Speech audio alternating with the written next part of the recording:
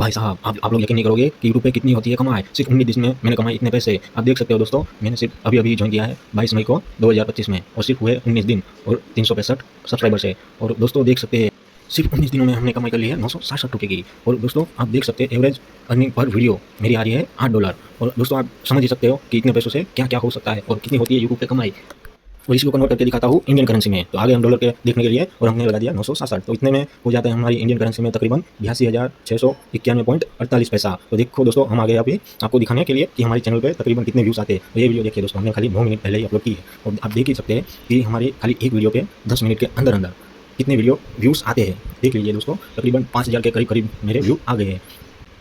YouTube पे भी होती है दोस्तों बहुत कमाई, बहुत इतनी कमाई कि आप सोच भी नहीं सकते, जो कि हमने सिर्फ 19 दिन में $967 कमा लिए। तो आप सोच ही सकते हैं दोस्तों कि यूट्यूब पे कितनी कमाई होगी। मेरे तो सिर्फ और सिर्फ बावजूद मैं कर रहा हूँ इतनी कमाई, और रियल टाइम पे आप देख सकते हो दोस्तों, तकरीबन 2,64,000 के करीब करीब मेरे 48 कलाक के व्यूज़ है।